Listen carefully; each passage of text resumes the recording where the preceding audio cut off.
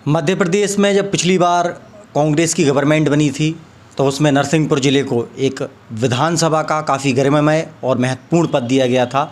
जो नरसिंहपुर ज़िले की गोडेगांव विधानसभा से एनपी प्रजापति जो वर्तमान में विधायक हैं उनको ये जिम्मेदारी सौंपी गई थी। आप कमलनाथ जी के दिग्विजय सिंह के काफ़ी खास माने जाते हैं। उसी गोडेगांव विधानसभा से उनको सुपुत्र जो लगातार पिछले 5 वर्षों से उस विधानसभा में संघर्ष कर रहे हैं, लगातार लोगों के बीच में आना जाना करते हैं, आज भी हमारे मुख्य अतिथि हैं। बहुत बहुत स्वागत है प्रीतराज भैया आपका। धन्यवाद अमन भाई। कैसा माहौल लग रहा है? लगातार आप पिछले 5 वर्षों से उस विधानसभा में सक्रिय हैं। 15 महीने की सरकार, उसके बाद सरकार का गिरना, क्या लग रहा है इस बार गोडेगांव विधानसभा में पुनः कांग्रेस का झंडा लहराएगा? निश्चित तौर पर लहराएगा। हम दोनों प्रकार से बातें करेंगे, एक तो क्षेत्रीय और दूसरी मध्य प्रदेश को लेकर। जब 15 महीने की सरकार रही तब कई बड़ी सौगातें हमारे गोटेगांव विधानसभा में आई। उदाहरण के तौर पे जो हम नरसिंहपुर से सांकल जाते हैं, जो सांकल रोड के नाम से जानी जाती है, जब माननीय एनपी प्रजापति जी जब विधानसभा अध्यक्ष थे उसी समय ये सौगात दी गई थी, जो 82 करोड़ का प्रोजेक्ट था हमारा नरसिंहपुर से सांकल रोड का। इसके अलावा भी जब अपने ट्राइबल एरिया में जाते हैं, आदिवासी क्षेत्र में जाते हैं, तो वहाँ मुंगवानी के पास एक शेड़ पिपरिया का पुल है, उससे करीब 16 गांव लाभान्वित हुए हैं।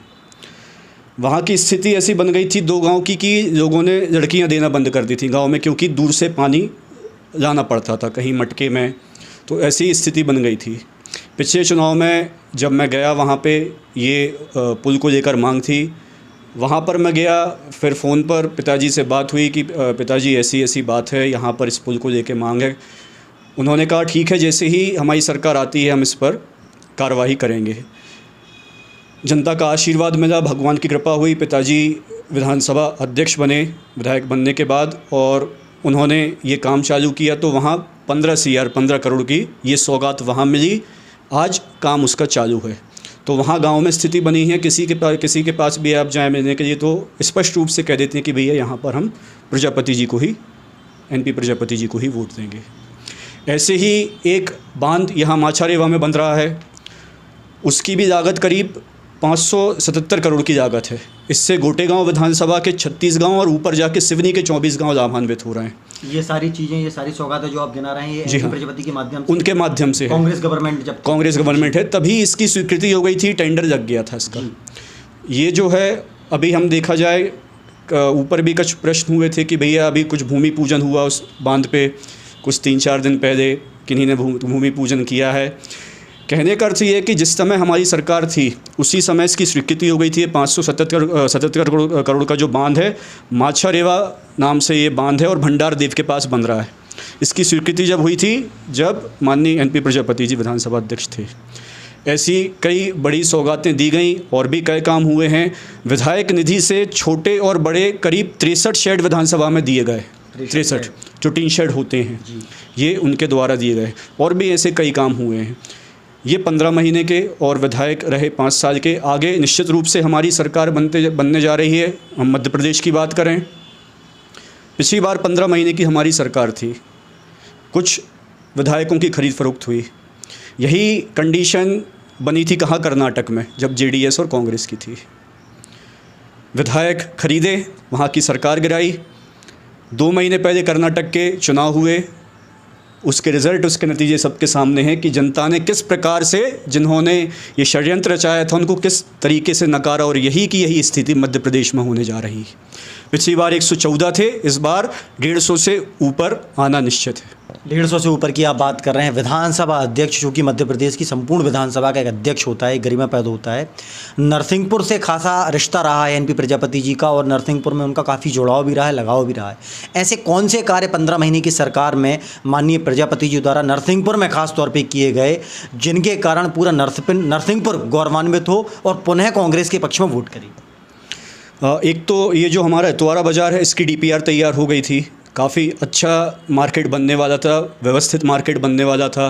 फिर एस्ट्रोटर्फ जो हॉकी की उनने घोषणा की थी, पर हमारी सरकार चली गई, नहीं तो वो भी बहुत कुछ बन के अभी तैयार हो चुका होता। जो ये सीवर लाइन बन रही है, ये भी उन्हीं के जो कार्यकाल था, जो 15 महीने का जो जब वो विधानसभा अध्यक्ष थे, ये भी उन्हीं की सौगात है जो यहाँ पर आ रही है। और भी ऐसी कई चीज़ें थी, अभी हम बातें नहीं करते क्योंकि हम काम करने में विश्वास रखते हैं। सरकार हमारी पुनः बन रही है, बातें भी होंगे और बातों के आधार पे काम भी होंगे। गोटेगांव विधानसभा में आप लगातार जा रहे हैं, किन मुद्दों को लेके कांग्रेस इस बार चुनाव में उतरी है? क्योंकि वर्तमान में विधायक कांग्रेस के हैं, तो विपक्ष का तो कोई आरोप प्रत्यारोप का काम नहीं है। सरकार के मुद्दों को भुजाएंगे, क्योंकि साढ़े तीन साल की जो सरकार है भाजपा की, उन मुद्दों को लेके जा रहे हैं, खुद के विकास के मुद्दों को लेके? देखिए, मुद्दे तो दोनों हैं। हम तो अपने विकास के मुद्दों को लेकर जा रहे हैं, चाहे जैसे 1500 रुपये की बात हो, नारी सम्मान योजना के तहत फॉर्म भरे गए हैं और हमारी सरकार बनती है, कमलनाथ जी की घोषणा है कि 1500 रुपये प्रति माह में महिलाओं को दिए जाएंगे। अभी भी हमारी जहां सरकारें हैं वहां पर दिए जा रहे हैं, कर्नाटक में हुआ या राजस्थान में हुआ, यहाँ पर दिए जा रहे हैं। 500 में गैस सिलेंडर भी दिया जाएगा, ये हमारी घोषणा है। यदि हम बीजेपी की बात करें, आज मान के चलो ये 1000 रुपये न देना चालू किया। कब देना चालू किया है? बस 2-3 महीने पहले, क्योंकि अब चुनाव का माहौल है, चुनाव की डेट आ चुकी है। 18 सालों में ये इन्होंने क्यों नहीं किया? या फिर अभी हम कोरोना की बात करें, जब किसी बहना के किसी का पति ख़त्म हो रहे थे, किसी के पिता ख़त्म हो रहे थे, किसी का भाई ख़त्म हो रहा था, तभी 1000 रुपये क्यों नहीं डाले दिए, जब वाकई में उस समय ज़रूरत थी? कहीं चप्पल बांट रहे हैं, कहीं कुछ कर रहे हैं। जब एक महिला या कोई पुरुष कोरोना के समय दूर से पैदल चल के आ रहे थे, दूर पैदल चल के जा रहे थे, तब ये चप्पलें क्यों नहीं बांटी गई? केवल एक लोभ देना, क्योंकि चुनाव का समय है, बस इनके हाथ में यही रह गया है। क्योंकि इनसे काम किए नहीं गए हैं, इसलिए जनता में भरपूर आक्रोश है और उसी का हम मान के नतीजा मानकर चलें। हर सर्वे में इनकी हार आ रही है, स्पष्ट रूप से हम देख सकते हैं बीजेपी की हार सामने आ रही है। तभी यह कारण है कि अब सांसद लोगों को विधायक का चुनाव लड़ने के लिए उतरना पड़ रहा है। भाजपा ये आरोप लगाती है कि जो कांग्रेस के नेता हैं वो एसी में बैठ के राजनीति करते हैं, बड़े आराम से राजनीति करते हैं, उनको जनता से कोई मतलब नहीं रहता है। उनके नेताओं में इतनी गुटबाजी रहती है कि खुद कार्यकर्ता लड़ने पे मजबूर हो जाते हैं, एक दूसरे से लड़ाई करते हैं। भाजपा कार्यकर्ताओं की पार्टी है, इसलिए उन्होंने बड़े बड़े सांसदों को, मंत्रियों को, इवन जो बड़े बड़े दिग्गज नेता हैं उनको, जो स्थानीय लोग हैं, उनका टिकट काट के यहाँ से लड़ाया है और किसी प्रकार का कोई विरोध नहीं है। कितनी सच्चाई देखते हैं इस बात में आप? यदि भाजपा कहती है कि भाजपा कार्यकर्ताओं की पार्टी है, तो फिर ऐसा भी नहीं करना चाहिए कि एक कार्यकर्ता के दूसरे कार्यकर्ता को हटा दे। ये तो उनके समझने का मामला है। और कांग्रेस की गुटबाजी पे जो हो या ना हो, भाजपा को ध्यान देने की ज़रूरत नहीं है। ये कांग्रेस का अपना अंदरूनी मामला है। आप कितने पीछे जा रहे हैं, आप अपने पर ध्यान दें, मैं तो नहीं कहना चाहूँगा। वर्तमान में ज़िले में स्वास्थ्य सुविधाओं की जो हालत है वह बहुत दयनीय है। अस्पताल हैं लेकिन डॉक्टर नहीं हैं। एजुकेशन डिपार्टमेंट में अगर आप जाएं तो शिक्षा के कई स्कूल ऐसे हैं जहां पर स्कूलों में टीचर की कमी है। मैथ्स का विषय हो, कॉमर्स का विषय हो और अन्य जो विषय हैं वहां पर उन स्कूलों में टीचर नहीं हैं। एजुकेशन के बाद आप रोज़गार की बात कर लें तो कोई भी ऐसा बड़ा एक रोज़गार का सेक्टर ज़िले में, चाहे मेडिकल कॉलेज हो या फिर कोई बहुत बड़ा उद्योग हो, जिससे कि ज़िले के युवाओं को रोज़गार मिल सके। आगामी समय में अगर कांग्रेस की गवर्नमेंट आती है और एनपी प्रजापति जी विधायक बनते हैं, उसके साथ उनको कोई बड़ा पद मिलता है, तो क्या उनके सुपुत्र जो कांग्रेस के नेता हैं प्रीतिराज जी, ये वादा करेंगे जनता से कि कोई बड़ा प्रोजेक्ट इस ज़िले में आएगा? निश्चित रूप से आएगा, हर एक वर्ग में, हर एक सेक्टर में आएगा। पिछली बार भी कुछ फॉर्म्स भरे गए थे कि यहाँ पे फैक्ट्रीज़ को, यूनिट्स को जाने की, जैसे मटर हमारे यहाँ शहपुरा में काफ़ी होता है, तो फूड प्रोसेसिंग या फिर चने की, ऐसी काफ़ी फॉर्म्स भरे गए थे जो हमारी प्लानिंग थी। और पुनः हमारी सरकार आती है तो निश्चित रूप से हर एक चीज़ आएगी यहाँ पर। आप लगातार विधानसभा में सक्रिय हैं, कैसी स्थिति दिख रही है आपको कांग्रेस की? कितने लोग आपसे जुड़ पा रहे हैं और क्या लग रहा है इस बार जीत कैसी रहेगी? देखिए, लोग बहुत अच्छे से जुड़े हुए हैं, पर मैं खुद अपने मुंह से नहीं कहना चाहता। निश्चित रूप पे जीत होगी, पर हम चुनाव को चुनाव जैसे लड़ रहे हैं, क्योंकि हम ओवर कॉन्फिडेंस में नहीं लड़ना चाहते। चुनाव होता है, हम अपनी मेहनत कर रहे हैं, जनता का पूर्ण समर्थन मिल रहा है और निश्चित तौर पर हमारे रिज़ल्ट सम्मानजनक रहेंगे और अच्छे रहेंगे। एक आरोप और लगाती है भाजपा कि हमने लगभग मध्य प्रदेश की 230 विधानसभाओं में 80 प्रत्याशी जो भाजपा के हैं वो घोषित कर दिए हैं, लेकिन कांग्रेस अभी तक कोई सूची जारी नहीं कर पाई है, उनको उम्मीदवार नहीं मिल रहे हैं। कितनी सच्चाई है इस बात? नहीं, उम्मीदवार पर्याप्त हैं, क्योंकि लहर कांग्रेस की बनी है, इसलिए आवेदन कमलनाथ जी के पास बहुत ज़्यादा हैं या पार्टी के पास बहुत ज़्यादा हैं, इसलिए हमें विचार करना पड़ रहा है। इसलिए थोड़ी देरी लग रही है, पर लगभग जिनको चुनाव लड़ाना है लगभग तैयारी पूरी हो चुकी है। थोड़ी कुछ जगह बची हैं जहां बस फाइनल फाइनल उनको डिसीजन लेना है। बाकी फॉर्म्स जो आवेदन थे बहुत ज़्यादा मात्रा में आए थे, इसलिए बस देर लगी है, क्योंकि कांग्रेस की जहर है। एक सवाल और आता है कि इस बार एनपी प्रजापति जी नहीं लड़ रहे हैं, उनके सुपुत्र लड़ेंगे, नीर या पृथ्वीराज। कितनी सच्चाई है इस बात? नहीं, ये तो ऐसी इसमें कोई सच्चाई नहीं है। चुनाव पिताजी ही लड़ेंगे। अच्छी बात है, हम लोगों को, हम जब जाते हैं हमें इतना सम्मान मिलता है, प्रेम मिलता है। और इसके पीछे भी हमारे जो दादाजी हुए, जो पिछले साल ब्रह्मलीन हो गए, या पिताजी हुए, इन लोगों का आशीर्वाद है जो हमें इतना इन लोगों ने क्षेत्र में भेजा और जनता का हम लोगों को समर्थन मिला। बाकी चुनाव पिताजी ही लड़ेंगे। ये अगर मान लीजिए पिताजी आपसे पूछें कि नीर और पृथ्वी में मैं किसी को चुनाव लड़ाना चाहता हूं, तो चूंकि आप बड़े हैं तो क्या चाहेंगे, नीर भाई लड़ें? आप किसको, अगर आपसे पूछा जाए तो आप खुद चुनाव लड़ने के इच्छुक रहेंगे या फिर नीर भाई को मौका देंगे? देखिए, ये तो बड़ा कठिन आपने एक सवाल पूछा है, क्योंकि यदि पिताजी की बात करें तो वो तो, उनके लिए तो दोनों बेटे प्रिय हैं। वो तो चाहेंगे कि दोनों ही। आप बड़े हैं तो आप किसको? नहीं, इसमें बड़ा या छोटे की नहीं, ये तो नेतृत्व की बात। आगे मतलब जो है पिताजी निर्णय ले, पार्टी निर्णय ले, जनता निर्णय ले। और ज़रूरी नहीं है कि दोनों में काबिलियत है, तो ज़रूरी नहीं है कि एक ही जगह से कोई खड़ा हो। 230 विधानसभा हैं, वो भी कहीं ना कहीं घूमता है, मैं भी कहीं ना कहीं घूमता हूँ। जिसका आशीर्वाद जनता को मिल जाए, वो कहीं और से लड़ना चाहे या मैं कहीं और से लड़ना चाहूँ, तो ज़रूरी नहीं है कि हम एक ही सीट पे रहें। भाग्य जिसका जैसा हो। भाग्य की आपने बात की। एक दो सवाल और हैं मेरे आपसे। सरकार अगर बनती है, चूँकि कमलनाथ जी से बहुत अच्छे ताल्लुकात हैं एनपी प्रजापति जी के, और तमाम जितने भी मंत्री रहते हैं, चूँकि विधानसभा अध्यक्ष का एक ऐसा पद रहता है कि सब मंत्रियों से विधानसभा अध्यक्ष का एक टचमेंट बहुत अच्छा रहता है। दो लोगों की बहुत कमी खलेगी, ऐसी चर्चा है। एक हमारे जगत गुरु शंकराचार्य जी और दूसरे आपके दादाजी संतराम ठेकेदार जी। इस चुनाव में इनकी कितनी कमी आपको खलेगी? क्या लगता है? बहुत बड़ा इनका रोल रहता था जब विधानसभा चुनाव माननीय एनपी प्रजापति जी लड़ते थे। इनकी कमी कितनी खलती हुई दिख रही है आपको? देखिए, निश्चित रूप से जब ये लोग थे, इनकी शंकराचार्य जी की जो ब्रह्मलीन हो गए हैं, उनकी कृपा पिताजी पे बनी रहती थी। दादाजी थे, उनकी भी कृपा बनी रहती थी। पर वो जो संबंध बना गए हैं लोगों से, और जो वो बातें करके गए हैं, ठीक है, वो आज ऊपर हैं, हमारे बीच नहीं हैं, पर उनका आशीर्वाद बना हुआ है। और जनता जो वो कह के गए हैं, जनता वो काम करेगी। निश्चित रूप से पिताजी को आशीर्वाद मिलेगा जनता का। गोटेगांव विधानसभा में ऐसे कौन से प्रमुख 3 काम हैं जो पृथ्वीराज जी के दिमाग में है कि सरकार अगर आई और पापा जी को कोई बड़ा एक पद मिला तो गोटेगांव विधानसभा की सबसे महत्वपूर्ण 3 ये काम है, सबसे पहले मैं ये कराऊंगा? एक तो अभी जैसे बात की, रोज़गार से संबंधित कोई ना कोई प्रोसेसिंग, फूड प्रोसेसिंग यूनिट आनी चाहिए। दूसरी, राशि पिछली बार भी डिसाइड हुआ था, प्रॉपर गोटेगांव की बात कर रहा हूँ, क्योंकि वहाँ की स्थिति, रोडों की हो या जो भी स्थिति वहाँ की लोकल की हो, पिताजी द्वारा प्लान बन चुका था पिछले ही इलेक्शन में जब ये विधानसभा अध्यक्ष थे, और उनके द्वारा उन लेटर भी, प्रस्ताव भी हो गया था कि कितनी करोड़ की राशि वहाँ देनी है।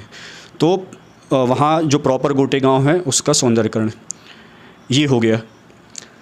मेडिकल फैसिलिटीज़ पे भी हम ज़्यादा ध्यान देंगे कि वहाँ जैसे 4 ब्लॉक लगते हैं हमारे, मुगवानी लगता है, हालांकि अभी एक हॉस्पिटल बनवाई जिसका उद्घाटन दूसरे कर चले गए, बनवाई विधानसभा अध्यक्ष जी ने, पर उद्घाटन दूसरे करने चले गए।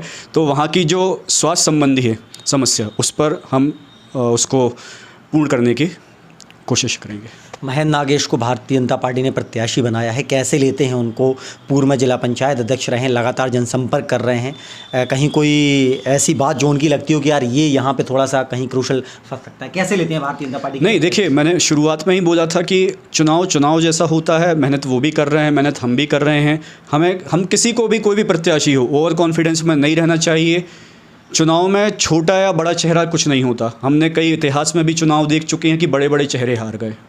तो हम अपनी मेहनत करते चल रहे हैं, और जनता, जब हमने काम किए हैं, जनता स्पष्ट रूप से देख रही है कि प्रजापति जी ने क्या काम किए हैं, हमें आशीर्वाद मिलेगा। आशीर्वाद मिलेगा जी।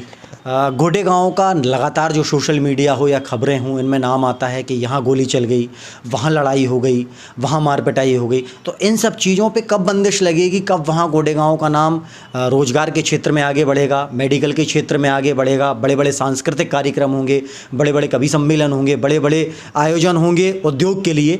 इनके लिए क्या प्लानिंग है पृथ्वीराज प्रजापति? अभी मैंने बताया, जैसे आपने 3 पूछे थे कि 3 बड़े क्या कार्य करना चाहेंगे, तो उसका मैंने जवाब दिया। पर बाकी बात करें कि जैसे जो दुर्घटनाएं होती हैं वहाँ पर, या जो भी बीच में बातें आती हैं अलग प्रकार की, कहीं गोली चल गई, कहीं कुछ हो गया। तो हम तो अपने जब विधायक हैं, जितना होता है, जितना पावर विधायक का होता है, तो हम तो डायरेक्शंस देते रहते हैं।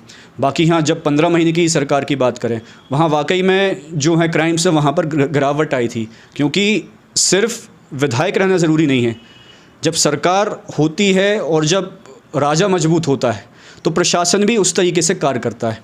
अगर आने वाले समय में सरकार आएगी तो गोडेगांव से जो खबरें आती हैं, जुए की, सट्टे की, गोली की, लड़ाई की, पहले भी 15 महीने में भी गिरावट हुई थी जब हमारी सरकार थी, और हम वापस आएंगे फिर से गिरावट होगी।